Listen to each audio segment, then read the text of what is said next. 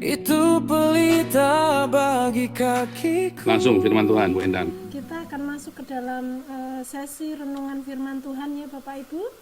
Saya mohon untuk yang sudah dijadwalkan untuk bertugas, untuk boleh mempersiapkan diri dengan membuka kamera. Lektor kita hari ini ada Pak Yakin Alvaro dan juga Pak Murji. Dan Pak Yakin Alvaro nanti akan membacakan dari Matius 21 ayat 1 sampai 11. Dan Pak Murji akan membaca dari Wahyu 7 ayat 1 sampai 17. Mari Bapak Ibu, kita akan membacakan kebenaran firman Tuhan dari kitab Matius pasal 21 ayat 1 sampai dengan 11. Demikianlah firman Tuhan. Ketika Yesus dan murid-muridnya telah dekat Yerusalem dan tiba di Betfage yang terletak di Bukit Zaitun, Yesus menyuruh dua orang muridnya dengan pesan, "Pergilah ke kampung yang di depanmu itu, dan di situ kamu akan segera menemukan seekor keledai betina tertambat dan anaknya ada di dekatnya.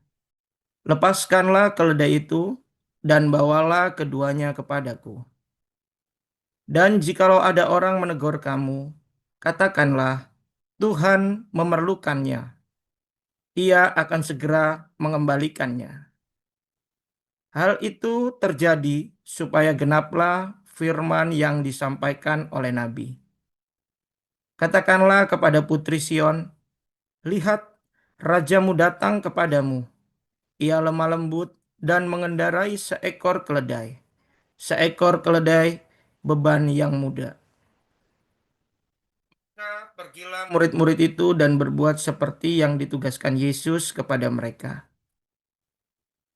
Mereka membawa keledai betina itu bersama anaknya, lalu mengalasinya dengan pakaian mereka, dan Yesus pun naik ke atasnya. Orang banyak yang sangat besar jumlahnya menghamparkan pakaiannya di jalan. Ada pula yang memotong ranting-ranting dari pohon-pohon dan menyebarkannya di jalan. Dan orang banyak yang berjalan di depan Yesus dan yang mengikutinya dari belakang berseru katanya, "Hosana bagi anak Daud, diberkatilah dia yang datang dalam nama Tuhan. Hosana di tempat yang maha tinggi." Dan ketika ia masuk ke Yerusalem, gemparlah seluruh kota itu, dan orang berkata, "Siapakah orang ini?" Dan orang banyak itu menyahut, "Inilah Nabi Yesus dari Nazaret di Galilea." Terima kasih Bu Endang. Kami lanjutkan dari Wahyu 7 ayat 1 sampai 17. Kemudian daripada itu aku melihat 4 malaikat berdiri pada keempat penjuru bumi, dan mereka menahan keempat angin bumi, supaya jangan ada angin bertiup di darat atau di laut atau di pohon-pohon. Dan aku melihat seorang malaikat lain muncul dari tempat matahari terbit. Ia membawa meterai Allah yang hidup, dan ia berseru dengan suara nyaring kepada keempat malaikat yang ditugaskan untuk merusakkan bumi dan laut, katanya, "Janganlah merusakkan bumi atau laut atau pohon-pohon sebelum kami memeteraikan hamba-hamba Allah kami pada dai mereka." Dan aku mendengar jumlah mereka yang dimeteraikan itu, 144.000 yang telah dimeteraikan dari semua suku keturunan Israel. Dari suku Yehuda 12.000 yang dimeteraikan, dari suku Ruben 12.000, dari suku Gad 12.000, dari suku Asher 12.000, dari suku Naftali 12.000, dari suku Manase 12.000, dari suku Simeon 12.000, dari suku Lewi 12.000, dari suku Isakar 12.000, dari suku Zebulon 12.000, dari suku Yusuf 12.000, dari suku Benyamin 12.000. Kemudian daripada itu aku melihat sesungguhnya suatu kumpulan besar orang banyak yang tidak dapat terhitung banyaknya, dari segala bangsa dan suku dan kaum dan bahasa, berdiri di hadapan tahta dan di hadapan Anak Domba, memakai jubah putih dan memegang daun-daun palem di tangan mereka. dan dengan suara nyaring mereka berseru, keselamatan bagi Allah kami yang duduk di atas tahta dan bagi Anak Domba. Dan semua malaikat berdiri mengelilingi tahta dan tua-tua dan keempat makhluk itu. Mereka tersungkur di hadapan tahta itu dan menyembah Allah sambil berkata, Amin, puji-pujian dan kemuliaan dan hikmat dan syukur dan hormat dan kekuasaan dan kekuatan bagi Allah kita sampai selama-lamanya. Amin. Dan seorang dari antara tua-tua itu berkata kepadaku, siapakah mereka yang memakai jubah putih itu dan dari manakah mereka datang? Maka kataku kepadanya, Tuanku, Tuhan mengetahuinya. Lalu ia berkata kepadaku, mereka ini adalah orang-orang yang keluar dari kesusahan yang besar. Dan mereka telah mencuci jubah mereka dan membuatnya putih di dalam darah Anak Domba. Karena itu mereka berdiri di hadapan tahta Allah dan melayani Dia siang malam di bait sucinya. Dan Ia yang duduk di atas tahta itu akan membentangkan kemahnya di atas mereka.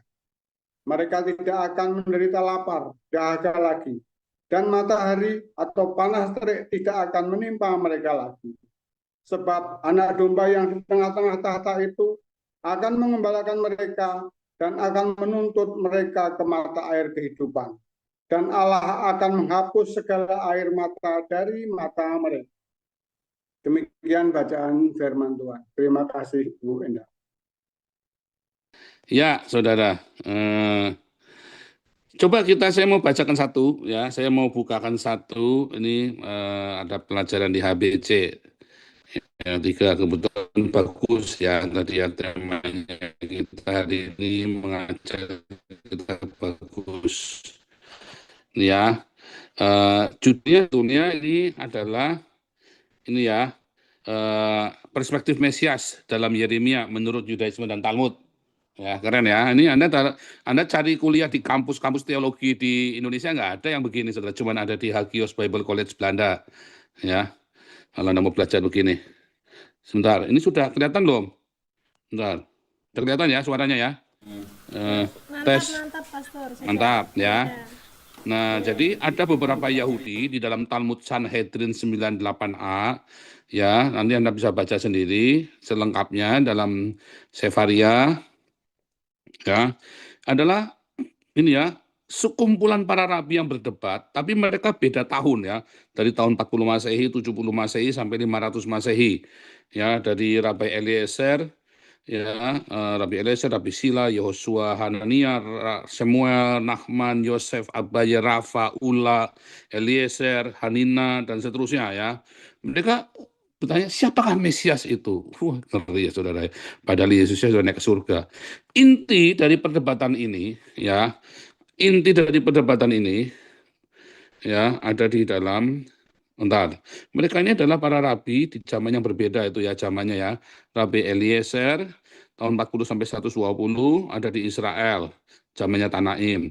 Rabi Yesua bin Hanania tahun 130 di Yafne. Tempatnya aja beda-beda ya. Rabi Yohanan ya tahun 180 di Tiberias. Rabi Yanai 180 di Galilea.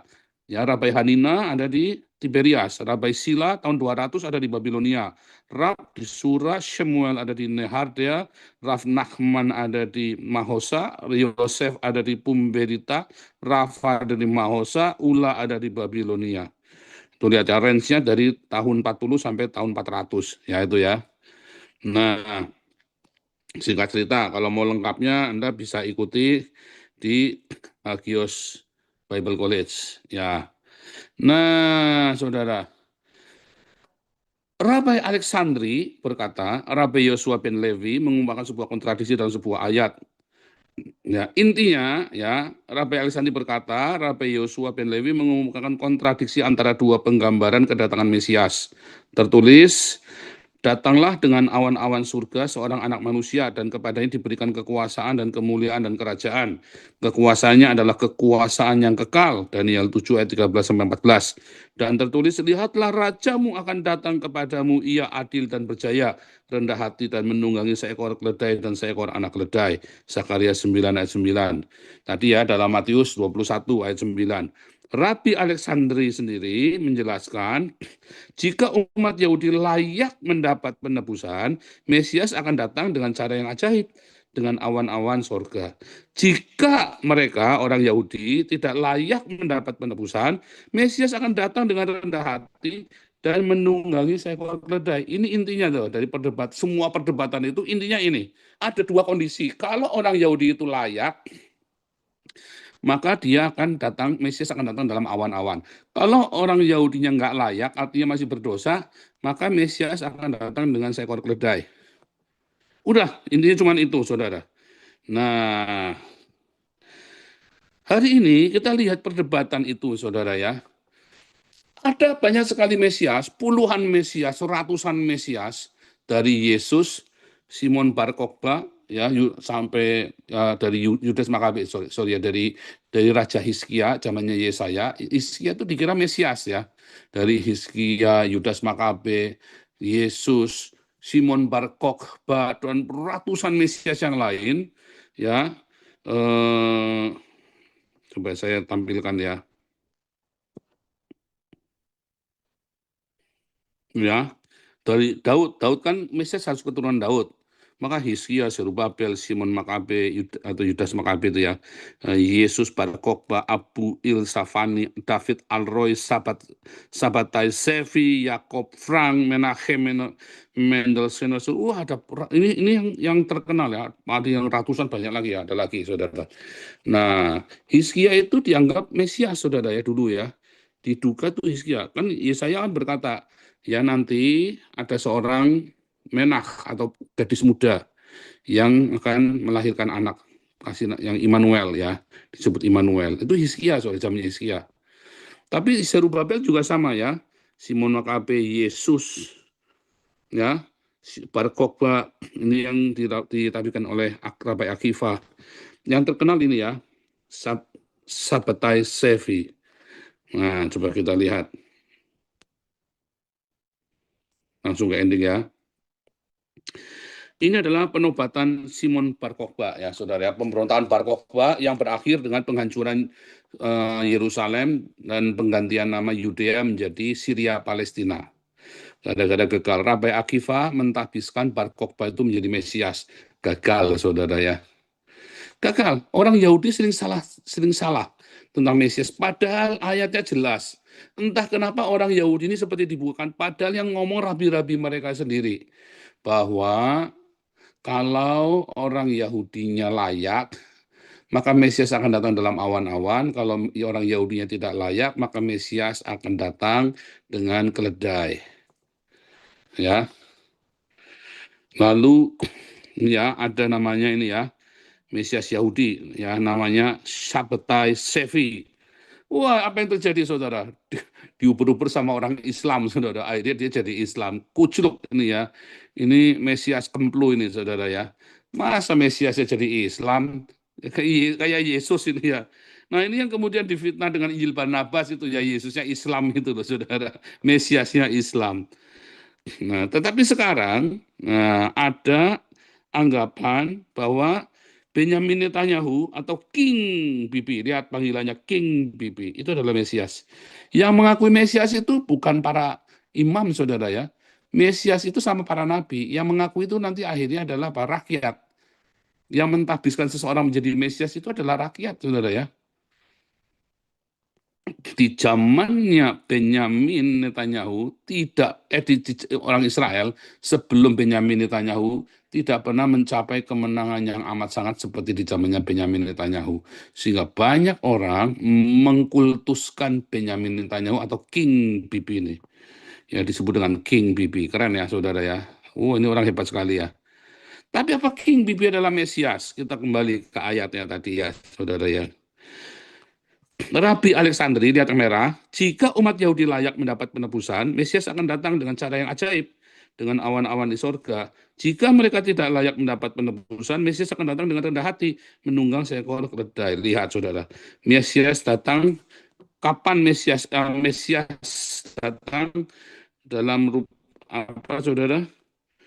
Mesias dengan menunggang keledai. Inilah dia Mesias yang menunggang keledai masuk Yerusalem, saudara. Artinya apa? Saat itu orang Yahudi tidak layak. Makanya kemudian keselamatan itu diberikan kepada orang Kristen, ya, yang disebut Kristen, pengikut Kristus, karena percaya bahwa Kristus adalah Mesias. Ya, dan sekarang ini mendunia ya, 2000 tahun dengan 2/3 populasi dunia percaya kepada Yesus. Percaya sungguhan maupun percaya nggak sungguhan, pokoknya secara statistik mereka adalah Kristen. Yesusnya naik keledai, beban yang mudah. Artinya apa, saudara? Saat itu orang Israel belum di satu titik tidak layak. Makanya Roma 11, ya, orang-orang Israel itu akan ditutup dari kebenaran sampai jumlah bangsa-bangsa yang diselamatkan itu genap. Itu ya, saudara ya.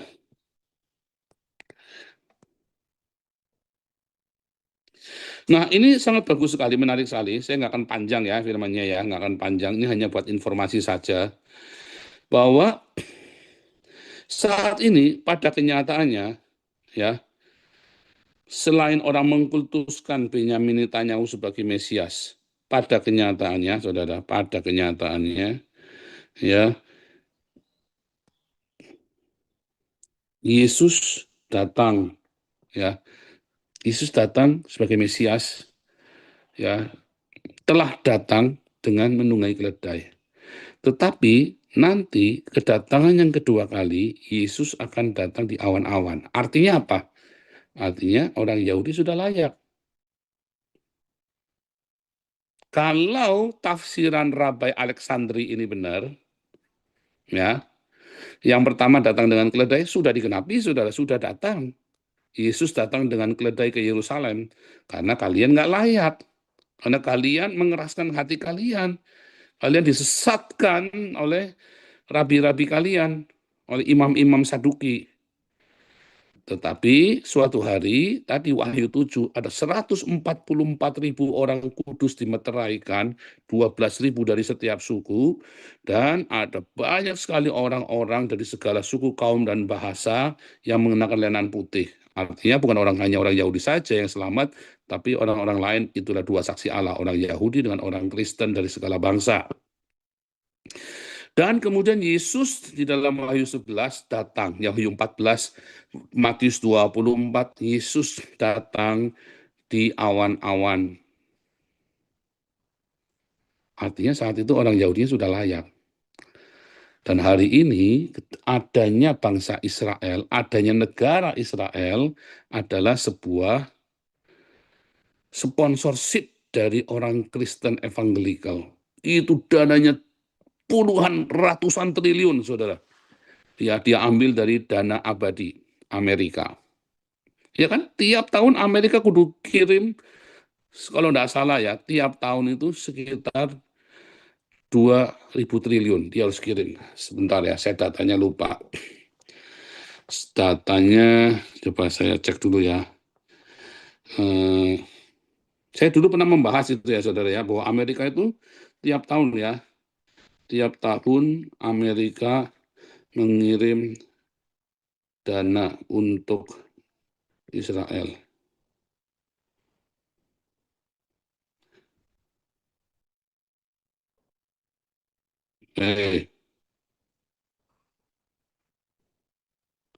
Saya lupa ya dananya besarnya berapa ya. Tiap tahun ya.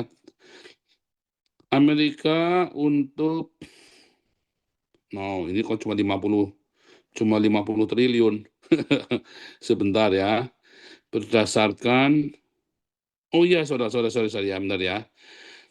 Nih benar nih ya. Berdasarkan perjanjian 10 tahun yang ditandatangani era pemerintahan Barack Obama, maka dikirim 60 triliun saudara ya. Tiap tahun 60 triliun rupiah atau sekitar 38 miliar kok. 600 triliun benar ya? 3,8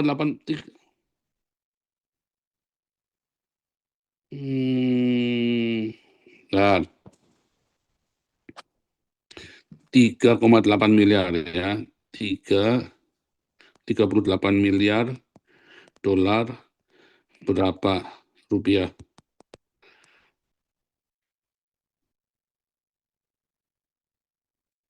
Besar ya, saudara ya. Bentar. Loh, mana nih?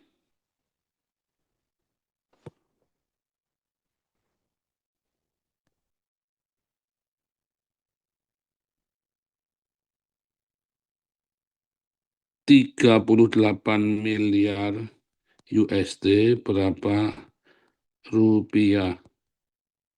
Berapa saudara yang bisa dapat nih? 38 miliar USD berapa rupiah? Benar ya saudara ya, 600 triliun benar ya, 600 triliun ya. 600 triliun. Nah, sudah dapat ya, sudah dapat. Datanya sudah dapat 600 triliun saudara ya. Tiap tahun dapat 600 triliun ya saudara ya. Artinya apa saudara? Ini memang dukungan desakan dari gereja evangelikal. Asal usulnya Sionisme Alia itu dari gerakan evangelikal ya. Dan saya adalah salah satu pendukung Sionis, saudara ya, dengan bangga. Karena dengan kehadiran Israel maka kita jadi punya patokan. Jadi kalau dulu 2000 tahun yang lalu Tuhan Yesus datang menunggangi keledai karena Israel tidak siap menerima kedatangan Mesias. Tapi kedatangan Yesus yang kedua dalam Matius 24, ia akan datang dalam awan-awan. Dengan awan-awan. Artinya saat itu Israel sudah siap menerima kedatangan Mesias. Dua saksi Allah itu adalah orang Yahudi dan orang Kristen. 144.000 orang kudus itu adalah bukti ya, yang dimeteraikan, yang dikhususkan menjadi laskar dari Mesias. Itu ya saudara. Nah maknanya dalam persiapan kita saudara. Dalam persiapan kita, mengapa saat itu orang Yahudi tidak siap? Sehingga Yesus datangnya dengan menunggangi keledai. Jangan tanya mengapa keledai ya. Pokoknya itu semua ada urutnya. Panjang lagi nanti, kita nggak cukup. Tapi mengapa saat itu orang Yahudinya tidak siap? Karena orang Yahudi terjebak di dalam ritual keagamaan paradosin. Persis dengan gereja-gereja hari ini. Gereja Ortodoks, gereja Katolik, gereja Reform, gereja Pentakosta Karismatik. Kalian semua terjebak di dalam paradosin. Tadi pertanyaan student, kamu melampaui apa yang tertulis. Kamu lebih mengutamakan paradosin daripada ajaran cinta kasih Tuhan Yesus. Hukum yang utama dan terutama. Ya, saudara ya. Hukum yang terutama dan terutama itu yang kamu tinggalkan. Maka dari itu komunitas ini, ayo jangan kamu digonjang-ganjing dengan segala macam perdebatan, leteran-leteran, ya debat kusir yang tidak perlu tentang paradosin atau tentang tradisi. Yang paling benar Katolik, apa gereja Protestan, dua-duanya sesat. Karena dua-duanya tidak mengajarkan ajaran cinta kasih Tuhan Yesus, mengasihi, mengampuni, memberkati, pamer merasa diri paling suci. Padahal ketika kamu pamer paling benar, paling suci, justru kamu yang paling sesat. Jadi ini perdebatan di TikTok, siapa yang paling benar, dua-duanya sesat, saudara. Gereja Katolik, apalagi gereja Ortodok pakai salib gede-gede orang ya. Saya lihat ya jemaatnya gereja Ortodok tuh hobi sekali pakai salib gede-gede.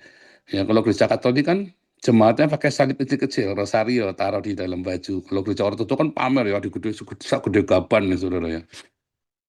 Kecuali mafia-mafia Itali itu ya. Saya pernah cerita anak saya kan nggak ada salib di rumah ya. Nah, suatu ketika ada orang kasih saya kalung salib pakai stainless steel yang gede ya, 15 cm apa 15 cm gedenya saudara ya. Segini kira-kira yang pakai stainless steel berat banget. Saya nggak pernah pakai. Nah itu masih dalam plastik. Saya kasih anak saya. Terus dia pergi kemana-mana pakai kalung taruh di luar jalan-jalan keliling-keliling dia pulang. Gimana em? Berasa mafia Itali Pak. Berasa kayak mafia saudara. Pakai kalung salib bukannya berasa suci tapi berasa kayak mafia Itali saudara ya. Ya itulah saudara ya. Contohnya para apologet. Ada ciri-ciri siapa ya? Orang-orang yang suka pakai salib gede-gede itu. Ya saya bilang, kalau saya bilang Pak, biasanya orang itu bangsat saudara ya. Kayak mafia Itali kelakuannya saudara. Penistaan enggak urusan. Tetapi orang Yahudi ya, mereka hidup di dalam ritual dan agama. Makanya mereka akhirnya ketika Mesias benar-benar datang dengan cinta kasih, mereka nggak tahu. Kenapa? Mereka lebih penting kebenaran ritual agama para dosin daripada telema atau pater, daripada ajaran Tuhan Yesus. Ajaran dari Bapa, yaitu apa? Mengasihi, mengampuni, memberkati. Terima kasih Dr. Icon. Sebarkan lagu ini saudara ya. Itu lagu yang sangat simpel supaya kamu tahu bersahaja dalam hidup setiap hari. Jadi Pak Student, tadi si Pak Student tanya, kalau ada pendeta hidup hedonisme, saya bilang hati-hati. Karena di mana hartamu berada, di situ hatimu ada. Itulah ya, makanya Yesus datang dengan keledai. Apa keledai, saudara? Kesederhanaan, humble, ya, memutuskan untuk simple. Keledai itu simbol kesederhanaan, ya saudara. Kenapa nggak pakai kuda yang gagah kayak Muhammad, saudara? Kenapa Yesus tidak memilih kuda yang gagah berani kayak Muhammad? Senang pakai kuda putih itu kan yang gagah kan. Nah ini keledai. Yesus lagi ngomong, hiduplah sederhana, hiduplah simpel, nggak pakai Ferrari, nggak pakai macam-macam. Hiduplah dalam kesederhanaan, saudara. Saya bilang, contohlah saya, teladanilah saya, saudara. Saya hidup dalam kesederhanaan. Ya, ini batik yang ngasih tantenya Marcel, saudara. Kalau saya, ini batik bagus ya, saya nggak pernah beli sendiri, saudara ya. Saya kalau beli baju biasanya bekas. Ya, di jas bekas, sofa bekas. Perabotan di rumah saya bekas semua. Tidak ada yang baru. Nggak ada yang saya beli baru kecuali elektronik. Ya kalau elektronik kita beli bekas konyol saudara ya, duitnya lebih mahal nanti keluarnya. Jadi saya belinya baru. Itu pun saya disubsidi oleh wali kota ya saudara ya. Yang lainnya saya bekas semua. Ya bangga. Lebih baik uang itu untuk donasi, untuk kasih makan orang miskin. Saudara saya pengen sekali ya saudara ya, ini nanti buat para pengurus Embun Pagi, anak-anak kita dikasih laptop dong. Minimum Core i3 laptopnya, supaya mereka bisa berkarya. Kalau nggak laptop, ya harusnya laptop. Coba kalau handphone nanti takutnya dijual sama mamanya.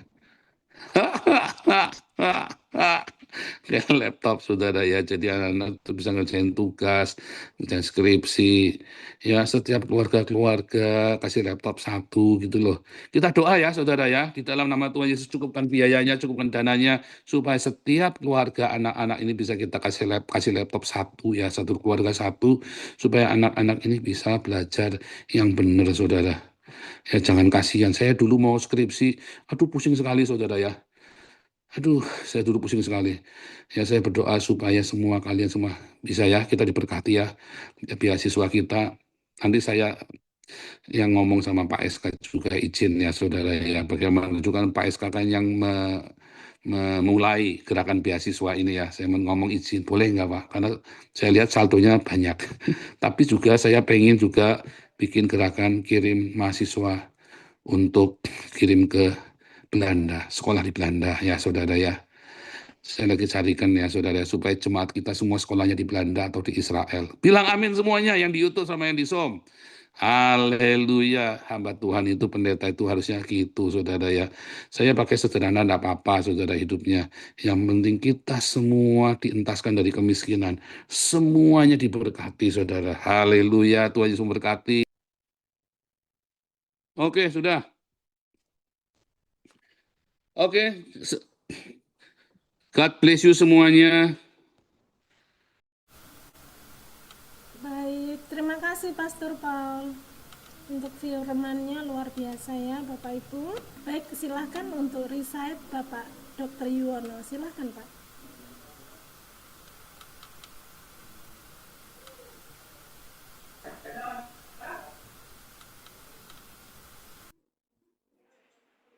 Shema Yisrael, Adonai Eloheinu, Adonai Echad. Dengarlah hai orang Israel, Tuhan itu Allah kita, Tuhan itu Esa. Ve'ahavta et Adonai Eloheka, Bekol levavta, Ubekol nefaska, Ubekol meodeka. Kasihilah Tuhan Allahmu dengan segenap hatimu, dan dengan segenap jiwamu, dan dengan segenap kekuatanmu.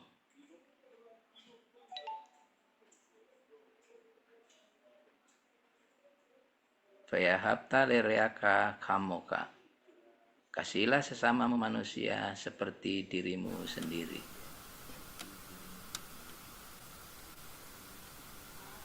Amin. Terima kasih Pak Yuwono. Baik, Bapak Ibu, mari kita terima berkat Tuhan Yesus melalui Pak Hawi. Silahkan Pak Iman.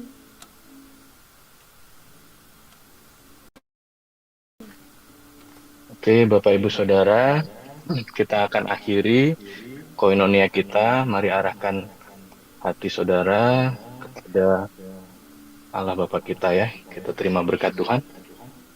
Tuhan memberkati engkau dan melindungi engkau. Tuhan menyinari engkau dengan wajah-Nya dan memberi engkau kasih karunia. Tuhan menghadapkan wajah-Nya kepadamu dan memberi engkau damai sejahtera. Percayalah bahwa Allah Sang Kasih akan senantiasa menjaga dan melindungi engkau, asal kita tetap berada dalam kasih-Nya yang melimpah. Tuhan memberkati. Amin.